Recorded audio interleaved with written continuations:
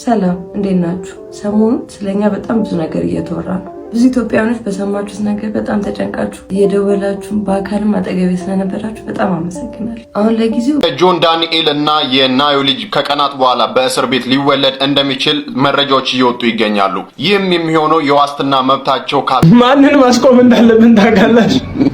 ሳሚዳን ይሄንን አብሩት። ሰላም እንዴት ናችሁ? ሳይመን ነኝ። ለዛሬ እንግዲህ እነዚህ ትኩስ መረጃዎችና ሌሎች አዝናኝ ቪዲዮዎችን አዘጋጅቼላችኋለሁ። እስከ መጨረሻው ድረስ ይሄንን ቪዲዮ ላይክ በማድረግና ይሄንን ዩቲዩብ ቻናል ሰብስክራይብ በማድረግ እንድትከታተሉኝ በትህትና እጠይቃችኋለሁ። አራ አንተ ልጅ ሴት በቃ በእናትህ ስንት ቀለበት ሸለምክ ላይሆን ነገር ማለት ነው። አበላለሁ እንዴ አበላለሁ ወይ? ኧረ በቃኝ፣ እኔም በቃኝ ብያለሁ። ሲጀምር ስራዬን ቀጥለጥ ብያለሁ። ሰላም እንዴ? እርግጠኛ ነገር ባለፈው ራሱ እንደዚህ ብለኝ 2 ቀለበት ነው ያረከው። ያማል እንዴ? ከዚህ በኋላ ስራ ነው ወርክ ነው ራስ መለወጥ ነው። ቅርታ እንዴት ናችሁ? ወደ እንትን መንገድ ጠፍቶብኝ ነበር። ታሳዩ እኔም ወድሻለሁ። እንትን ነገር አውርተን ማለት የአድማሱን ቤት ታውቀዋለህ? በዚህ በኩል ነው ግን እንዳይረቀም ማለት ነው። እኔ ራሴ ያደርሻለሁ። እንዴ በር ያንኳኳው ግቢ ለግቢ አቋራጭ ያደርሻለሁ። በቤት ውስጥ ቶማስ ትራንስፖርት ይዘሻል? ችግር የለውም። አንተ ምን ተቀየረች? አዲስ አበባ እንደ ተቀየረች ጃያች ነው ሽያቱ ምን እንኳን ከንፈርሽ ነው አንድ ቀን ከንፈሬ እና ላላሳስማ ምንድነው የሆነች ክራባቴ ሲፈርለች እንዴ ሰላም ነኝ ነኝ አንድ ጌም ላጫውታችሁ ፈልጌ ነበር ሁለታችሁ ከዛ አንድ አይነት ቁጥር ከጠራችሁ ከ1 እስከ 10 ቁጥር በቃላችሁ ትይዙና አንድ አይነት ቁጥር ከጠራችሁ ትሳሳማላችሁ ማለት ነው። እኔ እንኳን እንደዛ ነው ጨዋታ ብዙ አይመቸኝም ግን ሶስት ጀምሩ 1 2 3 እሺ እስቲ ያዛችሁትን ንገሩ። 7 እሺ አንተስ 3 አረና እንዲቻላል እንዴ እንዲቻላል እንዴ እንዲቻላል እንዴ አረ ምን አይነት ወይኔ እሱ እኮ ምን አይነት አዛፋሪው ነው ጓደኛ ነው። ለሱ ሲል የሆነ ጨዋታ አምጥተው ሊያስስበው 7 ማለት እየቻለ 3 ይፈራል ማለት ነው። እሺ እንቀጥል። ወይኔ ዋርካን 2 ይሰማል ግን ደቆርቆር ተጠርጣሪዎቹ ያሉበት ግቢ ነን። ስለነሱ ያለውን መረጃ ግልጽ አድርጉልን። ተጠርጣሪዋ ቀይ ስትሆን እድሜዋ 30 ነው። አረ ውሸት! እኔ 1 ዓመቴ ነው። ተጠርጣሪ 1 በቁጥር ስር ውላለች። ይሰማል ዋርካ። የተጠርጣሪ 2 መረጃስ? ተጠርጣሪ 2 ወፍራም ነች፣ አግብታለች። አረ እኔ ቀጭን ነኝ፣ በዛ ላይ ሲንግል ማም ነኝ። ሁለቱም በቁጥጥር ስር ውለዋል አለቃ። እቅዳችን ሰርቷል። መች አጣሁት እቅዴ ገዳ ቆርቆር አስወጣልኝ።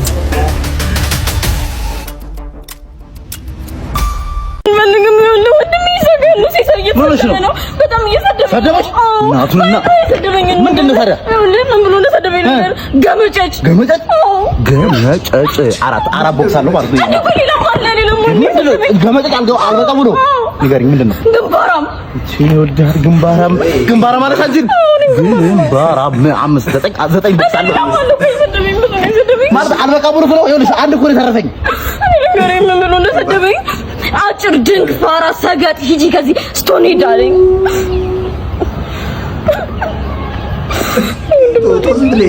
ስለብሻታ ምን ችግር አለው? ምን አይለጠፈብሽ?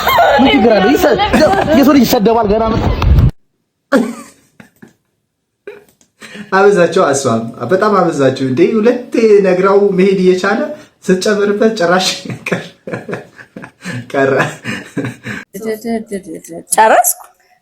ሄይ ቤብ ጥፍሬን ጨርሻለሁ። በቃ ብር አስገባልኝ። ስንት ነው? 1500 10,000 ብር አስገባልኝ ቤቢ።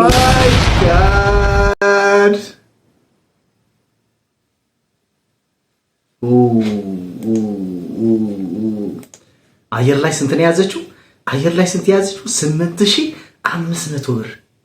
ሰሞኑን እንግዲህ ሳሚዳን በጣም አነጋጋሪ ነበረ። አነጋጋሪ የሆነበት ዋናው ምክንያት ደግሞ በሱ ቪዲዮ ላይ ማለት እሱ ፖስት በሚያደርጋቸው ቪዲዮ ላይ ኮሜንት ለሚጽፉ ሰዎች ምላሽ እየሰጠ ነበረ። ምላሽ የሚሰጠው ደግሞ ለየት ባለ መልኩ ነበረ። እንደዚህ እንደ መበሻሸቅ አይነት ለየት ያሉ የመልስ ምቶች ነበረ ሲሰጥ የነበረውና በዚህ ጉዳይ ደግሞ ቪዲዮ የሰሩ በጣም ብዙ ኮንተንት ላይ የሚሰሩ ልጆች ነበሩና እነሱ የሰሩት ስለ ሳሚዳን የሰሩት ቪዲዮ ራሱ ሳሚዳን እንግዲህ እነዛን ቪዲዮዎች ዱዊት በማድረግ እንግዲህ አሪፍ ሪአክት በመስራት ሼር አድርጓቸዋል። እስቲ እሱን እንመልከት። የሳሚዳን ሪአክት እንመልከት። ማንን ማስቆም እንዳለብን ታውቃላችሁ? ሳሚዳን ይሄንን አብሩት ድጋሚ ልሮጪ ነው አቀየው ብላ ኮመንት የኔ ትኩረት መቼስ ከአንዳንድ ቦታ ይከላል። ኧረ በስመ አብ ሳሚዳን፣ ኧረ በስመ አብ ይሄንንም ይሉት ወይ ሳሚሻ ፀጉርሽ እየሸሸ ነው። ምን ፈርቶ ነው ይላል። ፊት ነው ፊት ነው ምንም ሳይመስል ሰፈር ውስጥ እንጎማለላለ ታስፈራለህ እኮ። ኧረ ሳሚዳን እቺንም ያት ሞት በስንት ጣዕሙ ያንተ ዘፈን ከምሰማ ይላል። የቆመት ለማንቀብ ነው እንጂ አሁን ሳለሽ ብለሽ አለው ብለሽ ነው ፓፓ በቃ ሳሚዳን ሳሚዳን እንግዲህ በዚህ መልኩ ነበረ ሪአክት ሲሰጥባቸው የነበረው እነዚህ ቪዲዮዎች። ሌላም ባለ እስቲ ቆይ ልጋብዛቸው። ሪአክት ጀምሯል። በቃ በዚሁ ይቀጥልበታል እንግዲህ ሳሚዳን ፖስቶች ላይ እሱ ኮመንት የሚያደርገው እሱ ነው ብለን እንጠብቃለን። እንግዲህ ምክንያቱም ቬሪፋይድ የሆነ የፌስቡክ ገጹ ላይ ነው። ዝመኞች እንደዚህ ያደርጉም። አንዳንድ ደግሞ አሉ በጣም አክቲቭ የሆኑ ለምሳሌ ትዊተር ላይ እንደ ጀስቲን ቲምበርሌክ፣ ኪም ካርዳሽያን የመሳሰሉ ጄኒፈር ሎፔዝ እንደዚህ ቶሎ አክቲቭ የሆኑ የሚያደርጉ ሰዎች አሉ። እኛ ጋር ግን እንደዚህ አመሰግናለሁ እንዲህ ከማለት ውጪ ሌላ እንደዚህ መነጋገር ያለበት የለም። ግን የሳሚዳን ፖስቶች ላይ በጣም ብዙ ኮመንቶች አሉ። ደግሞ በጣም ያዝናሉ፣ ያሳቁኛሉና አሁን አንዱ ምን ብሎ ኮመንት አደረገ? ወይ ሳሚሻ ፀጉርሽ እየሸሸ ነው ምን ፈርቶ ነው አለው። ከዛ ሳሚዳን እንግዲህ ሳሚዳን ቬሪፋይድ የሆነ አካውንቱ ነው ፊትህን ነው ምንም ሳይመስል በሰፈር ውስጥ እንቆማለን አይደል? ከዛ ከምን ላይ ደጋ ኮመንት ኮንሰርት አዘጋጅተው ነበርና ከዛ እዛ ላይ የጻፈው ላይ ፖስት የተደረገ ነው። ለማንኛውም ይሄን ይመስል ነበረ። እንግዲህ ሳሚዳን በዚህ መልኩ በሱ ላይ የተሰሩ ቪዲዮዎችን ዱዊት እያደረገ ሼር እያደረጋቸው ይገኛል። በቅርቡ እንግዲህ መልስ ይሰጣል ብለን እናስባለን። ምን አስቦ ነው እንደዚህ ከአድናቂዎቹ ጋር በዚህ ደረጃ መመላለስ የቻለው የሚለውን ከራሱ አንደበት በቅርቡ የምንሰማው ይሆናል። እንግዲህ ቪዲዮ ሲለቅ አቀርብላችኋለሁ። አሁን ወደ ዛሬው ትኩስ ጉዳዮችን እንለፍ። ወደ ዛሬ ዋናው ጉዳያችን ስንገባ እንግዲህ ጂአር ካፕልስ በሚባል የሚታወቁት ሁለት ጥንዶች እንግዲህ ትናንት እኔ ቪዲዮም ሰርቸው ነበረ። ባሏ መኪና ገጭቶ እስር ላይ ይገኛል የሚል በጣም ብዙዎች ዜናውን ሲሰሩት ነበረ። እኔም ትናንት ማታ ሰርቸው ነበረ። ትናንት ቪዲዮ ላይ ሰርቸው ነበረ።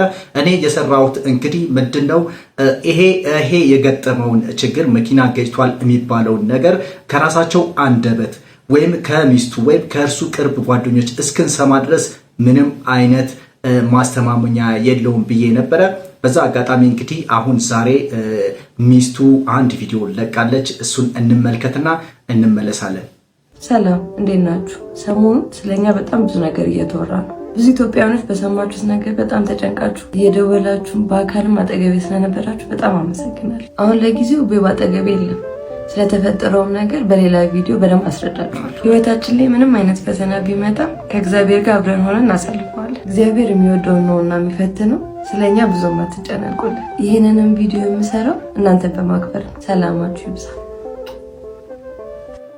በዚህ መልኩ ራሷ ምላሽ ሰጥታለች። ምንድነው እያለች ያለችው? የሆነ ችግር እንዳለ ያስታውቃል ግን ወደፊት ማሳወቃችሁ ይሆናል። አሁን ግን ምንም የምናገረው ነገር የለም። ፍቅረኛዬ ወይም ፍቅረኛዋን ደግሞ ከራሷ ጋር ማለት አብሯት እንደሌለ አጠገቧ እንደሌለ ነው እየተናገረችው። ምክንያቱም የሆነ ችግር እንዳለ ግልጽ ነው። እስቲል ግን ምንድነው የተፈጠረው? መኪና ገጭቷል ወይ? የገጨው ሰውስ ሞቷል ወይ? የሚሉት ትክክለኛ መረጃዎችን ደግሞ ከራሳቸው አንደበት እስክንሰማ ድረስ መጠበቅ ያስፈልጋል። ምክንያቱም ሶሻል ሚዲያ ላይ የሚነገረውን ሁሉ እውነት እንዳልሆነ ነው ለናንተ መናገር የምፈልገው እንደዚህ አይነት ጉዳዮች የማመጣላችሁ በስፋት እየተነገረ ስለሆነ እንግዲህ ከሶሻል ሚዲያ የሚመጡ አዳዲስ መረጃዎችን ማምጣት ስላለብኝ ነው። ስለዚህ ይሄ ነገር በቀጣይ ከራሷ አንደበት እንሰማዋለን። ትንሽ ጊዜ ጠብቁ፣ ያለውን ነገር ሁሉም አሳውቃችኋለሁ ብላለች። ከዚህ ውጪ እንግዲህ ምንም አይነት መረጃ ልናገኝ አንችልም። ሌላኛው ትኩስ መረጃ እንግዲህ ስለ ጆን ዳንኤል ነው። ጆን ዳንኤል እንግዲህ ከዚህ ከኤርፖርት ጋር በተያያዘው እንግዲህ በእስር ላይ እንደሚገኝ ይታወቃል። ከጆን ዳንኤል ጋር የታሰሩም በጣም ብዙ ልጆች እንዳሉ የሚታወቅ ነው። ከነሱ መካከል አንዷ እንግዲህ ናዮሊን ነች። ናዮሊን እንግዲህ ከጆን ዳንኤል ጋር አርግዛለች ነው እየተባለ ያለው። ይህ ሊሆን የሚችለው እንግዲህ ከታሰሩ ኦልሞስት አሁን 8 ወር ሊሆናቸው ነው። እንግዲህ ከመታሰራቸው በፊት ነው ይሄን የተፈጠረው ማለት ነው። ምክንያቱም በእስር ቤት እንግዲህ ወንድና ሴት አብሮ አይታሰሩ፣ ለየብቻ ነው የሚታሰሩ። ስለዚህ እርግዝናውን ሊፈጠር የሚችለው ከመታሰራቸው በፊት ነው። እንግዲህ ናዮሊንን ሊዲዲያ ማለት ናዮሊን ማለት የሶሻል ሚዲያ ስሟ ነው። ሊዲዲያ ትክክለኛ ስሟ ነው። ስለዚህ በዚች በሁለቱ መካከል በተፈጠረው ነገር ላይ እንግዲህ ወደፊት የምናየው ይሆናል። ከህግ አንጻርስ እንዴት ነው ልጅቷ ትፈታለች ወይ የሚለውን ለማየት ያክል ደግሞ ከህግ አንጻር እስር የምትገኝ ሴት ነፍሰ ጡር በመሆኗ ብቻ ከእስር የምትለቀቅበት ምንም አይነት የህግ አካሄድ የለም። እዚህ ያላት እድል ምንድነው? እዛ ውስጥ ሆና የተሻለ ምግብና ሌሎች የተሻሉ ነገሮችን የምታገኝበት መንገድ ብቻ ነው ልታገኝ የምትችለው። ከወለደች በኋላ ግን ልጇ ወደ ቤተሰቦቿ በመላክ ከቤተሰቦቿ ስር ማሳደግ ትችላል ነው። ስለዚህ ይሄ ነው ያለው ነገር። ስለዚህ እቺ ልጅ ያላት እድል አሁን በቃ እስር ቤት ውስጥ ሆና መውለድ ብቻ ይሆናል።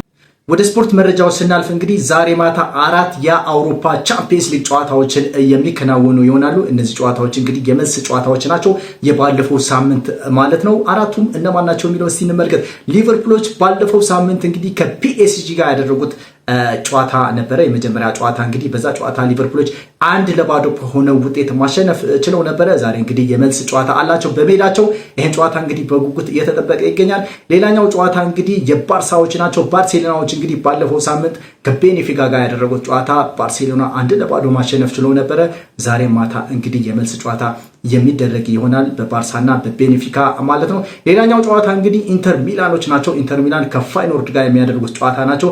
ባለፈው ሳምንት ኢንተር ሚላን ለፋይኖርድ እንግዲህ 2-0 በሆነ ውጤት ማሸነፍ ችለው ነበር። የመልስ ጨዋታም ዛሬ የሚደረግ ይሆናል። ሌላኛው ጨዋታ ሁለቱም የጀርመን ክለቦች ባየር ሊቨርኩሰን እና ባየር ሙኒክ የተገናኙበት የቻምፒየንስ ሊግ ጨዋታ ነው። ባለፈው ሳምንት እንግዲህ ባየር ሙኒክ ለባየር ሊቨርኩሰን እንግዲህ 3-0 በሆነ ውጤት ማሸነፋቸው የሚታወስ ነው። ዛሬ እንግዲህ የመልስ ጨዋታ በባየር ሊቨርኩሰን ሜዳ የሚደረግ ይሆናል። እንግዲህ እነዚህ ናቸው የአውሮፓ ቻምፒየንስ ሊግ ዛሬ ምሽት የሚከናወኑት ማለት ነው። እንግዲህ ኳስን የምትከታተሉ ኳስን የምትወዱ እንግዲህ ቻምፒየንስ ሊግ ከዓለማችን ከዓለም ዋንጫ ቀጥሎ ትልቁ የእግር ኳስ መድረክ ነውና ዛሬ ፈታ ዘና በሉበት።